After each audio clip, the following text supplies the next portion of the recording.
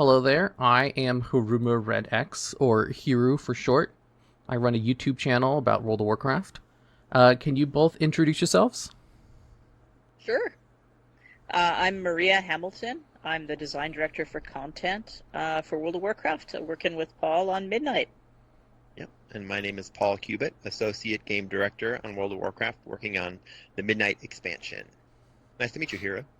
Nice to meet you too. I think I saw you guys on the Q&A Hmm. earlier. Yeah.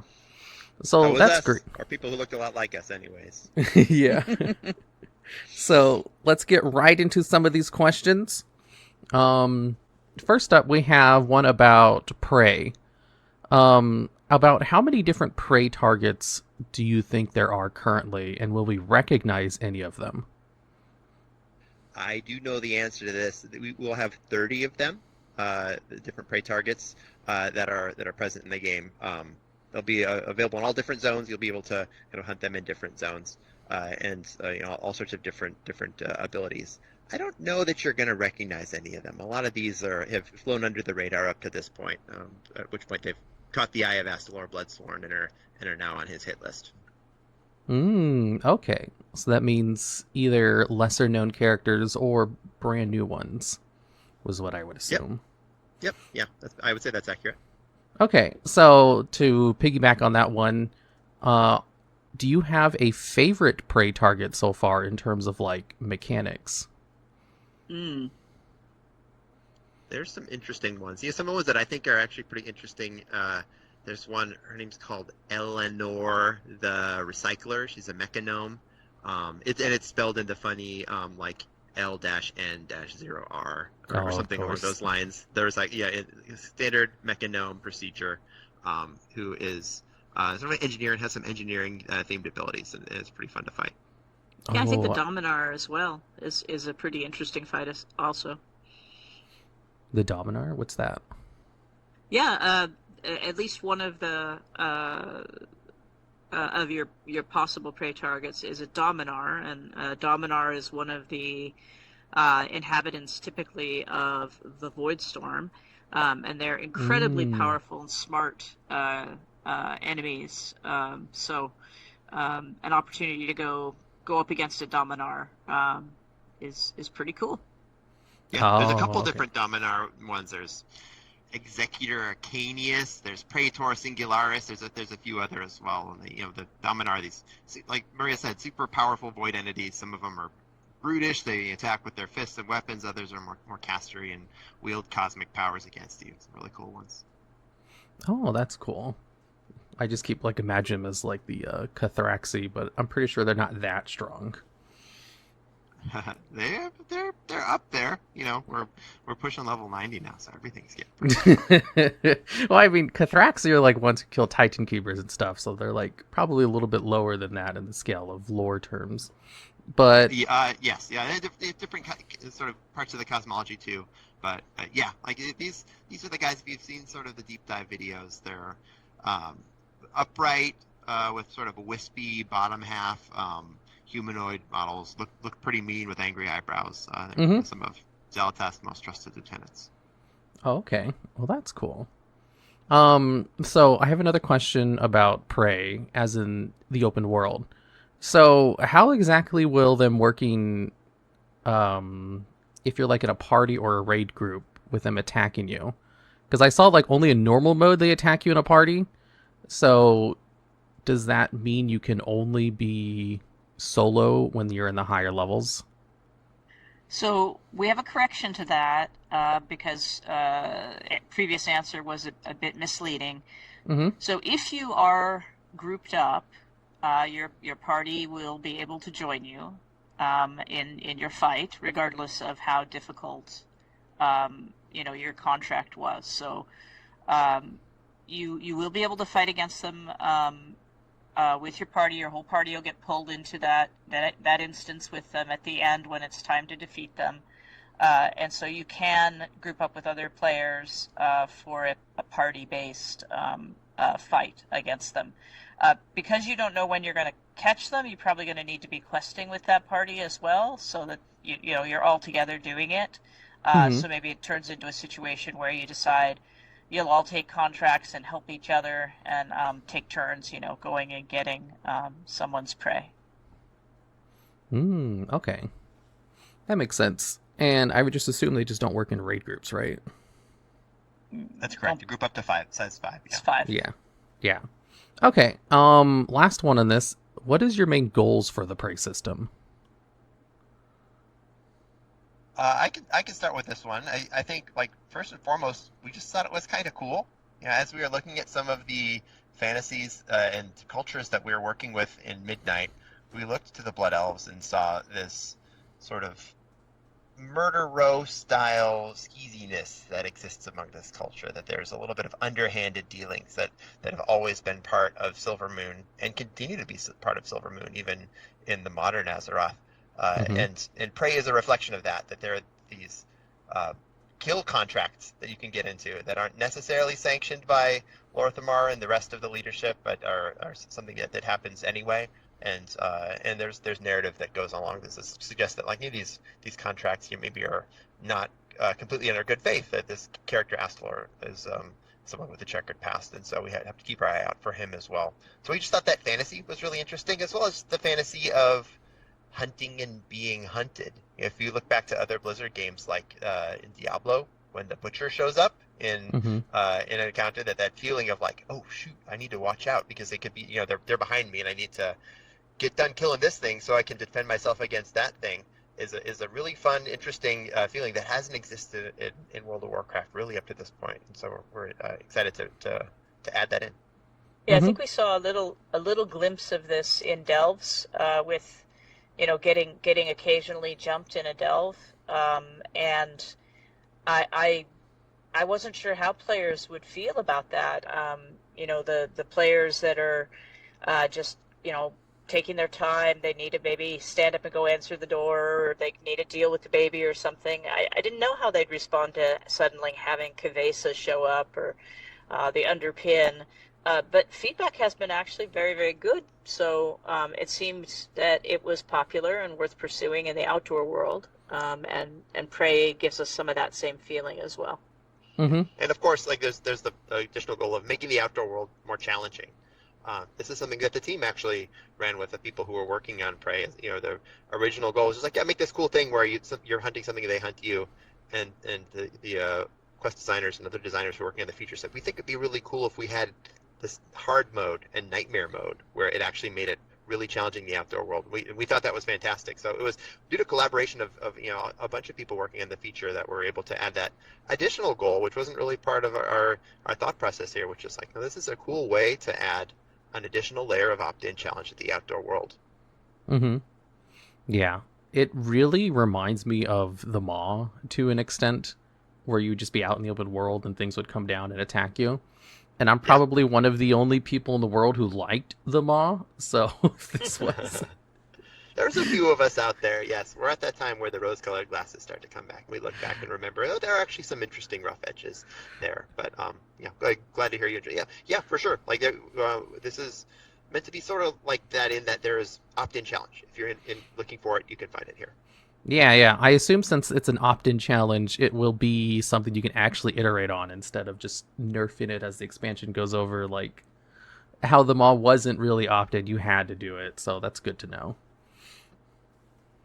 Okay, so we're going to go on to this next line of questioning, which is about world building. So, with the new zones being in the northern eastern kingdoms directly connected to the rest of the eastern kingdoms, what have you guys done to create a visual divide between the new and the old world? So, we still have the original zones. They still exist. They're still necessary. For questing, for people that need to go back and do those things. And we've been talking about the bronze dragon treatment to go between. It was really important to us, though, that we put this into the primary map so you could fly. Super important. And so this is actually stitched right into the map, so right into the Plaguelands. There's some adjustments that have been made there to clean it up and make it look much more smooth. The path between the plague lands and up into Eversong, what is now Eversong, is a much more direct sort of thing, both visually and also just in terms of flying there. You just fly right into it. But if you need to go back to the older zones, that's an option for you and something that you can do. Mm-hmm. Yeah, I assume it'd be like with Z Dormy to just go back in time. We For love some reason, our bronze dragons.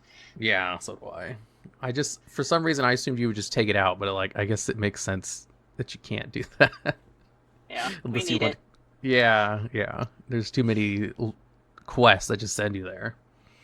Throughout all the expansions, not just TBC. Okay. So with the voidstorm being a major PvP area, will we be seeing any alliance and horde camps set up here?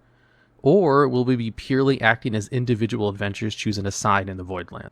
I believe that you're going to when you engage in the battlefield, the battlegrounds, you're going to end up allied with a Dominar, and there will be a Dominar for the Horde and a Dominar for the Alliance. And so you're not. I mean, yes, you are being broken up across faction lines, but technically you're joining a Dominar's side, narratively. Oh. Okay, so there'll be like different factions of Dominar that you join up with, kind of like the Covenants. Yeah, the Dominar are not particularly cooperative with one another. They have a hierarchy. They're always trying to be the top guy, top Dominar. And so, a Dominar will work for a greater Dominar, but only so long as, he has to. Then he or she will attempt to backstab and move up. They're not really, cooperative with one another except under duress.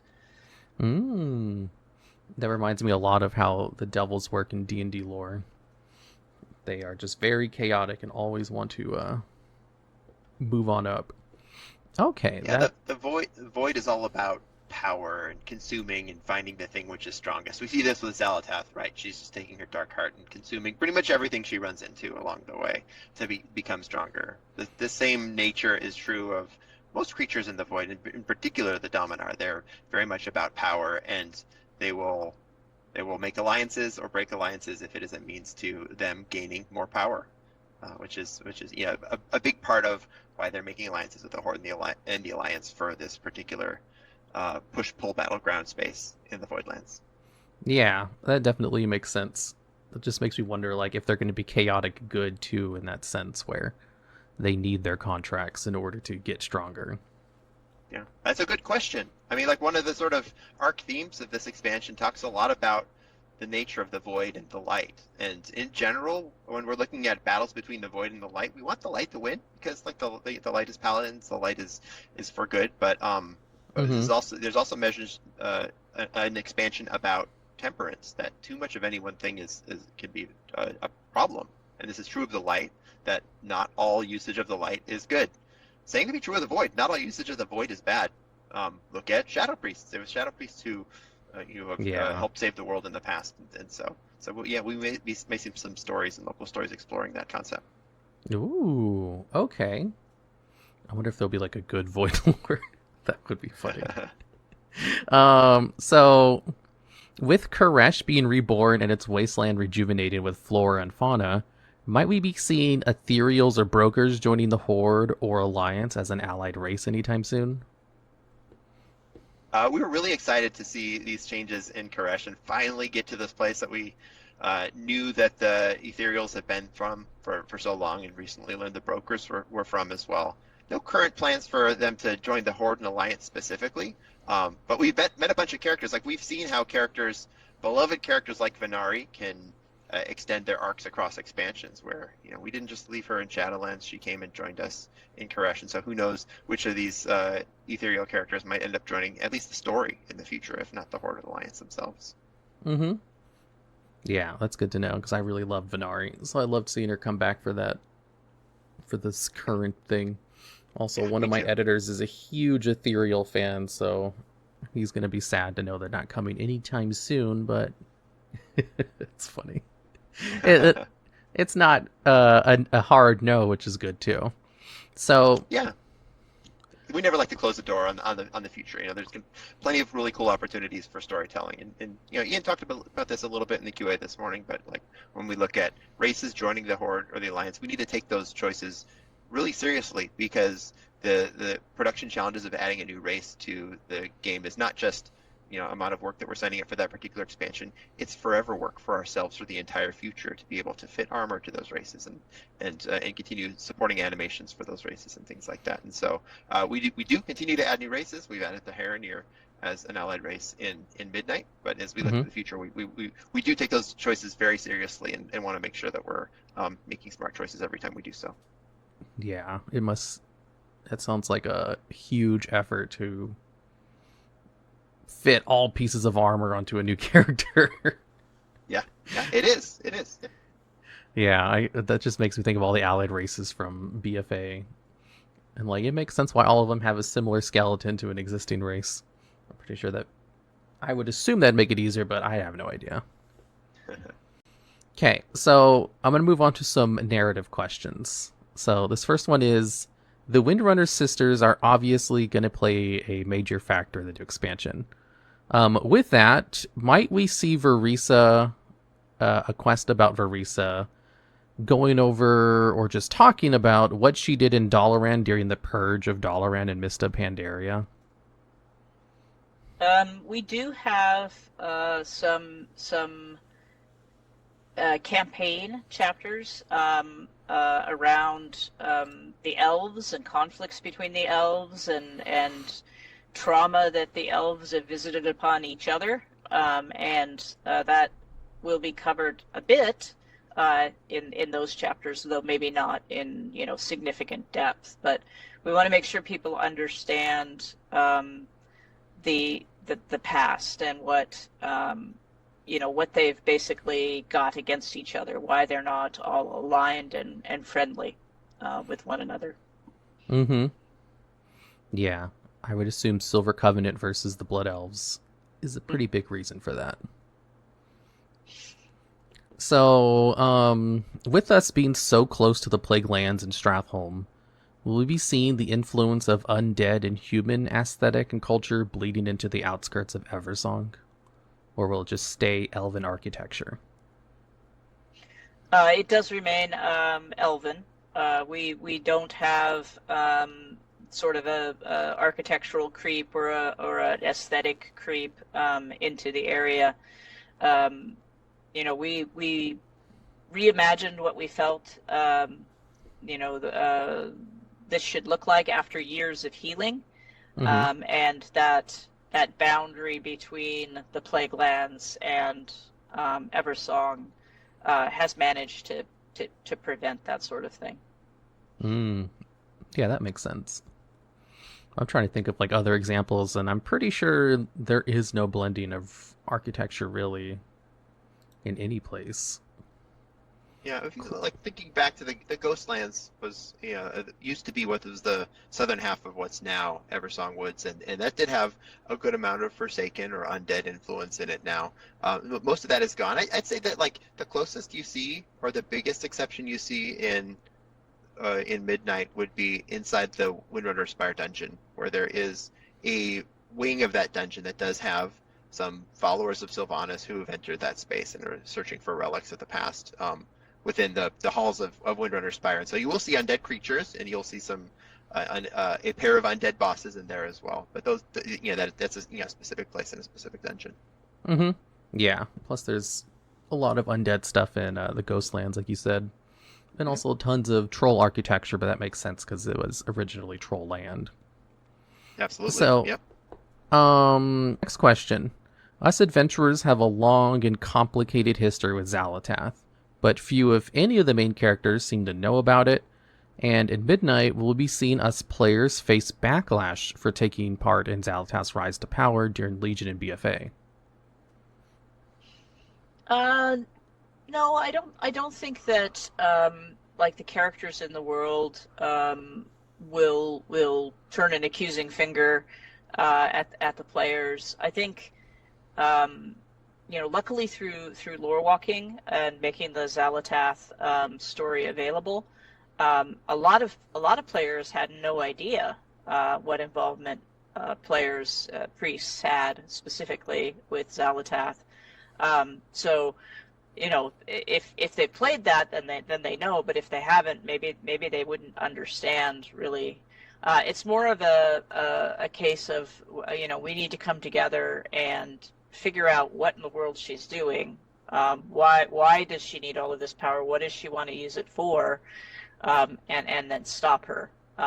That's more of the focus. So less about blaming the player for their past events. Yeah, I think it was more of a in line of how sometimes the Red Dragons will scold the Death Knights for what they did in Legion. I just meant, like, will there be any little Easter eggs about what priests did? But it sounds like the answer is probably not.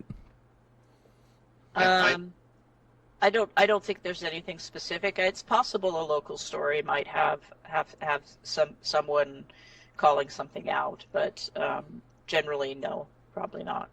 I think Maria hit the nail on the head there, and that one of our first objectives is to figure out what Xal'atath is doing. Our very last interaction with Xal'atath prior to her betrayal was to work alongside her to deal with Dementius, right? So we all have a little bit of blood on our hands there when it comes to not just the priests, when it comes to helping, maybe accidentally helping Xal'atath reach her goals. Oh, that's true.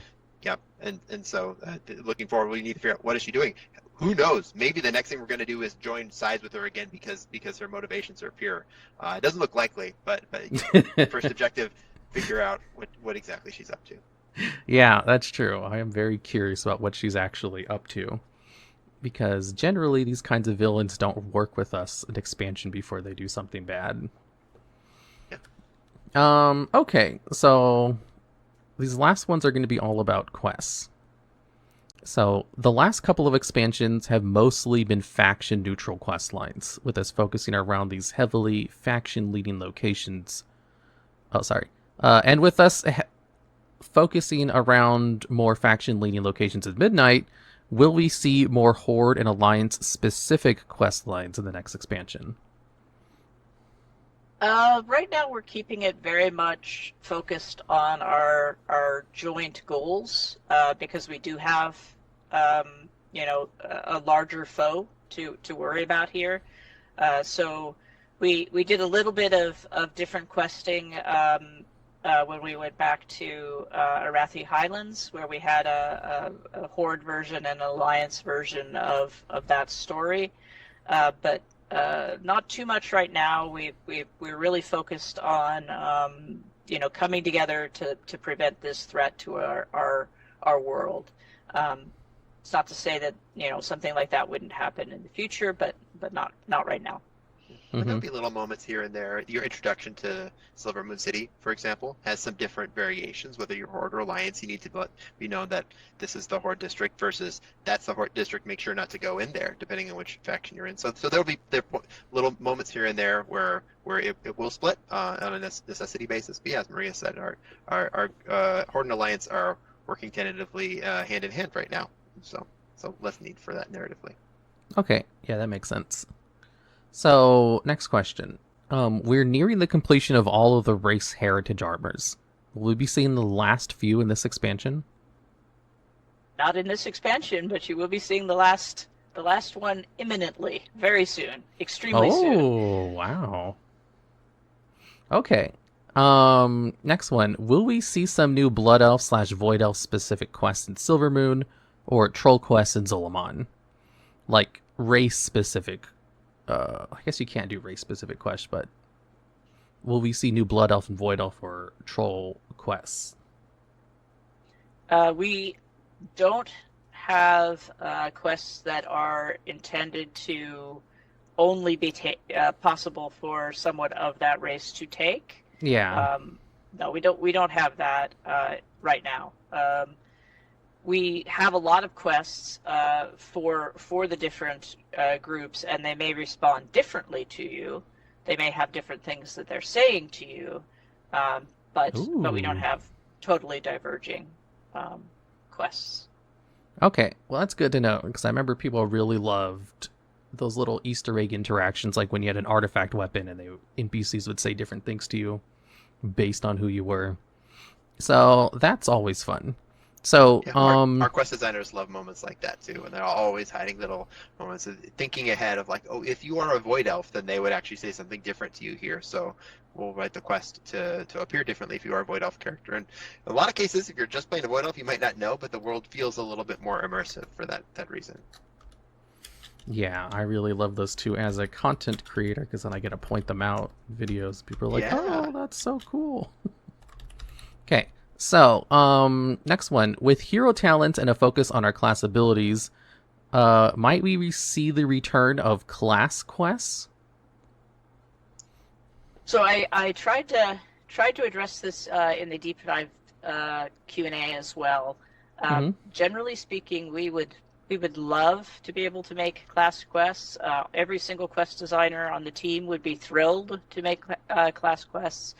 But right now we're focused more on the World Soul Saga and the stories we're telling, and we haven't been able to invest that kind of time into them. But Mhm. it is an area that we very much like and appreciate. Mhm. Yeah, I just remember back in Legion when like one of the biggest patch drops ever was just a whole bunch of new class quests. And for the average player, they only saw one of like 12, so they didn't think it was actually that big. So I seem like it's one of those things that is a huge design sink for like 1/10 of a player base each time. Yeah, I mean that they are in order to do a good job with them, you're going to put a fair bit of time into them, and now we have a lot of classes, and it's a lot to build, and when we're focused right now as we are on a story, we're investing more of that time in making sure the players understand what's going on, doing some lore walking, for example, to help everyone understand the past and some of the history that matters, Hmm. um, and less, of the class stuff. But it is an area that we're excited about. I would not say never. I would just say not right now. Yeah, that makes sense. And speaking of lore walking, um, in Midnight, might we see some lore walking going over the history of the elves and the Sunwell or its people? You will see a lore walking related to the elves and the Sunwell very soon. Ooh. Yeah, So we do tend to make lore walking chapters that are helpful for being able to have a basis for the what's happening in the next chapter or upcoming chapters of World of Warcraft, or in this case the World Soul Saga. And yeah, elves are a great example. If you haven't played through the entirety of our back catalog of expansions, there's a lot of info about elves that might be relevant or just interesting to know before going hmm into Midnight. So lore walking is good for that. We also have just worth mentioning too, it's not necessarily lore walking, but the War Within recap, the lore walking powered quest line, which allows players to play through the entirety of the story of the War Within, which will be coming online in actually the last update prior to Midnight, where players will be able to play through a quest line, understand the entire story of the War Within, see most, if not all, of the big cinematics and the big character twists and turns and lore twists and turns as well, without having to play through all of the 6+ zones of content that was captured within. So looking forward to see how players respond to that too, and that could be something which ends up being a lore walking like mainstay for the future if it ends up working out pretty well. Yeah, that's great for me because that just sounds like a really easy way to get footage of major lore events. Kind of like how there is no in-game way to get footage of the Second War, for example. So we always have to create that. So if there's anything that goes across that, which is heavily involved with elves, that's good to know. Okay. Yeah, for sure. And with that, that's all of our questions. Yeah, we just got the thing that says we're at time. So thank you for the interview. Yeah, thank you, Hero, for the great Thanks. questions. Thank you to you and your community for playing the game, and we'll see you in Midnight. Yeah, Yeah. thanks. Looking forward to it. All right. See you later.